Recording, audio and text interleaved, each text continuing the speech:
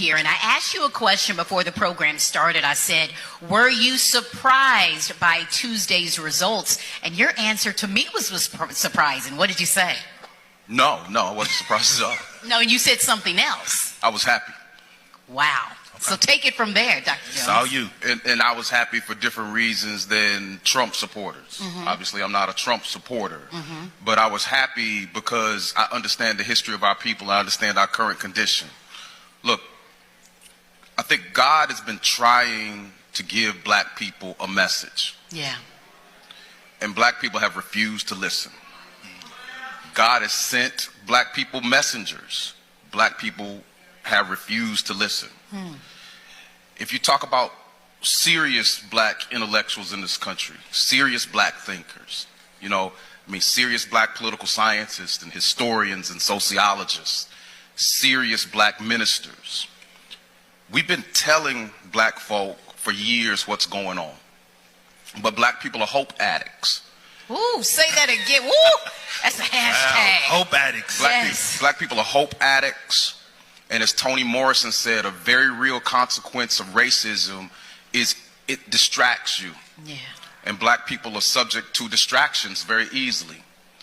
If Kamala Harris had won, and let me say this and it'll upset you, a person who, if you study, remember, I'm a political scientist, been studying politics every day of my life for almost 40 years now. Wow. If you look at the sisters' record, there is no consistent commitment to black people. That's just the reality. And I know some folks, like when she went to Howard, she's an AKA, all of this stuff. There has been no consistent commitment to black people. There's certainly been political opportunism. There's been shifting of positions, all of these things. But that, and all the politicians do that, I understand that. So black people are also very prone to making excuses for black people who have not been committed to them. All that said, she certainly was better than the other person, the guy on the other side, because he's a madman. A committed white supremacist that's pretty much in the open, committed fascist, if you study what fascism is, all of these things. But my concern, I said it before the election, the greatest concern is not that you can make a viable comparison of Donald Trump to Adolf Hitler, Benito Mussolini, Mobutu, all of these people. It's very real that you can make a viable comparison of 21st century America to 20th century Germany right after World War I. Wow. So there's all this talk about what Donald Trump has done. This isn't about Donald Trump, right? Hitler didn't con the Germans. They supported him. Whoa. Donald Trump has not conned white America. They simply support him. And this was a brazen example, brazen proof to black folk that this is what America is. If Kamala Harris had won, you would have been subjected to more distractions. White supremacy would still exist. They still be coming at black people in myriad ways, but black people who are hope addicts, you would have did the same thing you did in 2008 when Barack Obama won. I saw black people in 2008, because Barack Obama won, black people say, oh, racism is dead. This proves we can do anything we want to do. We're now in a post-racial America. In the very next year, the Tea Party hit. The very next year, basically, neo-Ku Klux Klan ideology started to take hold in this country more and more openly. White people are becoming more aggressive. I have one constituency, one. Black people. I was told at the University of Louisville, we can't let you be the diversity officer. The word is that you only care about black folk. This is true. It's not that I wish anybody else any harm, but I very openly care about my people because so few others do. Wow. All this black-brown coalition y'all been on, Hispanics have let you know with their votes. All this white women are on our side, they've let you know with their votes. All this is getting better, and I think white America is learning after 2020. They've let you know with their votes. So if you would have had Kamala Harris, black people would have had another excuse to not fight back. because you would think things are getting better. So I know you're in pain right now, but you shouldn't be. You should be encouraged that we may be at a moment now where black people will finally unite, turn around, fight back. Wow. Let me just say this. I was getting too anxious watching the results, and so Wednesday morning I go on my phone, and when I saw that he won, one of the things that bothered me the most was my daughter came in the room because she was very invested in this race, and she was like, what happened? What happened? Who's the president? She's 10 years old. And I was crying by then. And when I told her, she started crying and saying that she doesn't want to be treated differently because she's black. A 10-year-old has that foresight, knowing that with him being the president, racial relations are going to be going back. And so what do you speak to that fear that we're going to be going back to those days, the 2016? No, Walt. America was exactly what it was on November 6th, the day after the election, as it was on November 4th, the day before the election. Stop lying to your children.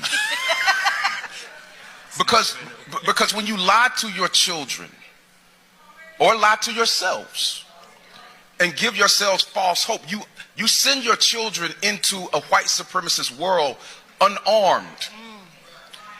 You owe them better than that.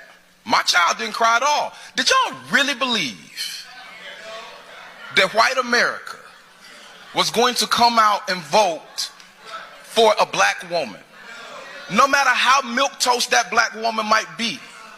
Did you really believe that? They would have voted for the devil himself before they did. In effect, they did. So there was a time when Marcus Garvey would bring the Ku Klux Klan into UNIA meetings and say, tell my people exactly what you feel about them so they can know and they can't make excuses. Right? Martin Luther King Jr. went down to Albany, Georgia in 1961, but Lori Pritchett was a softer, smarter sheriff, and he handled things in a more complex way. And King and his people knew that they had to go to Birmingham where they run into a Bull Connor who would be more overt with his racism. So King knew then our people can see exactly what's happening here.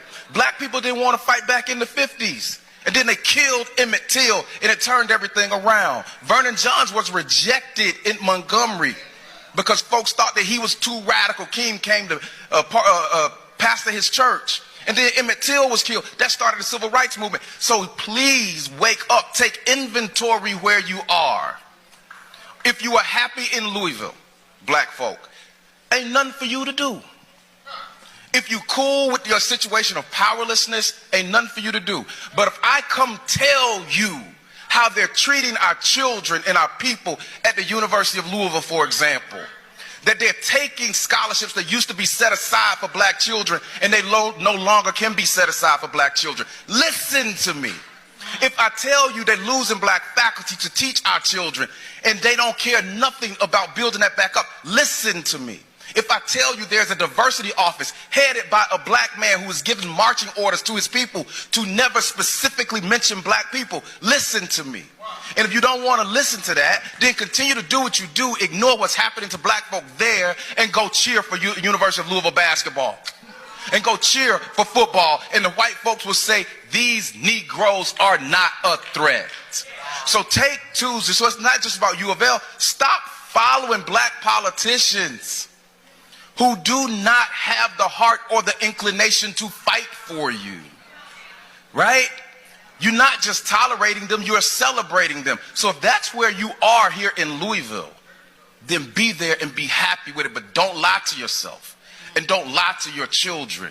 Get some heart, fight back, because at this point, if you haven't gotten the message that God is giving you, I don't know what will make you get it.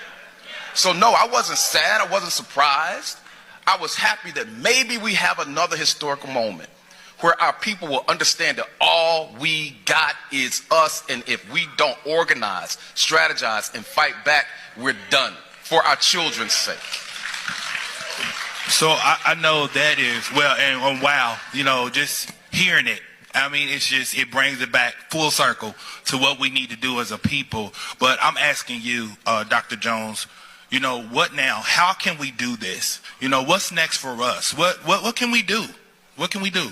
I've been in this town for 28 years and been writing for all 28 of them. Go read some of the stuff I've written. Everybody keeps saying, well, what do we do? I've been telling you for 28 years.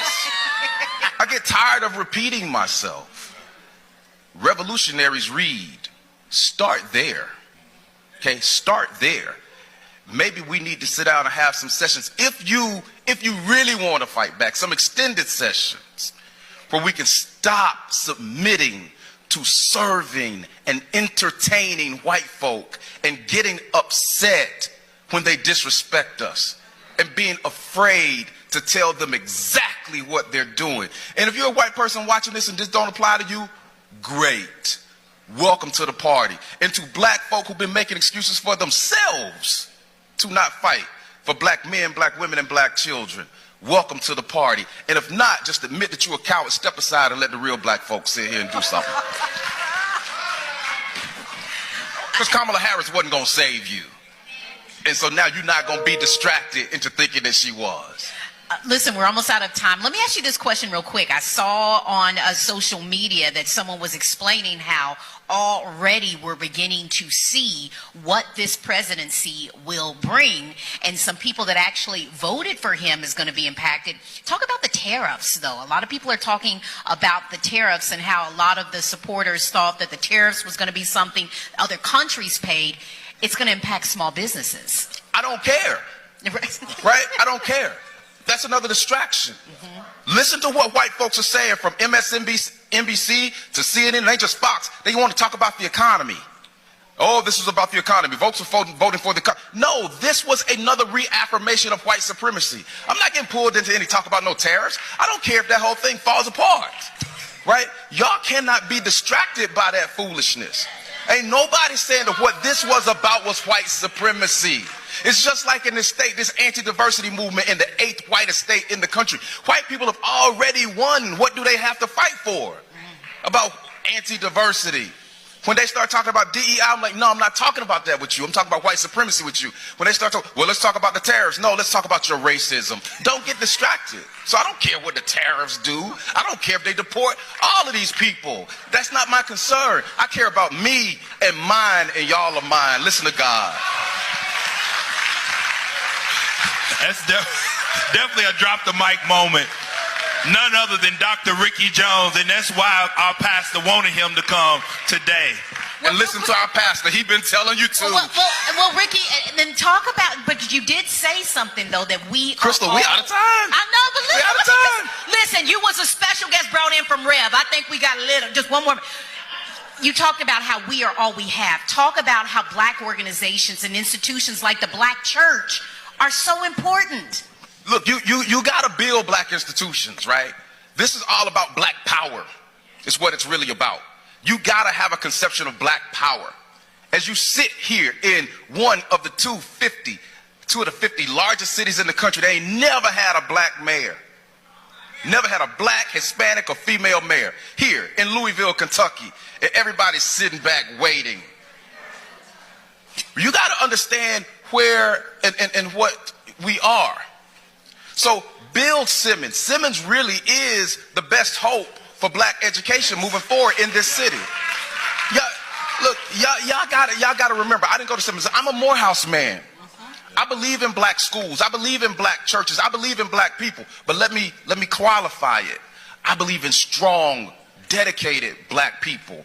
I do not believe in black people who are more concerned about individual positions than they are about collective power.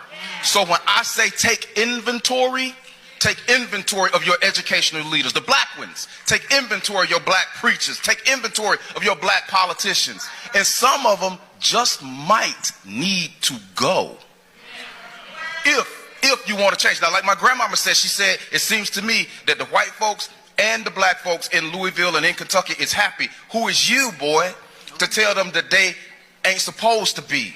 Now, if my grandmother is right, y'all are done. We are done here. but black people ain't done everywhere. If she is wrong, and if we have come to a different point in Louisville where you ready to do something different, then by God, do something different. So people are happy about the hospital. That's cool. But does that shift the racial power dynamics here? Those are the questions we got to ask. And stop listening to people who tell you, oh, I'm working behind the scenes. Things are better than you think. Or you got to do things the right way. You better stop listening to that. If y'all ain't going to listen now, I don't know when you will. Because they're coming for you, and they're coming for your children. Your daughter was crying. Mine wasn't. My kid was like, well, expected that. Let's go play volleyball. Wow. Well, mic drop moment. Now, I will stay for another hour, but the Rev's going to be back, and he's going to be preaching to you. But Angela's about to have a fit. Well, y'all give Dr. Ricky Jones another hand. Look, they standing to their feet. Absolutely. Right.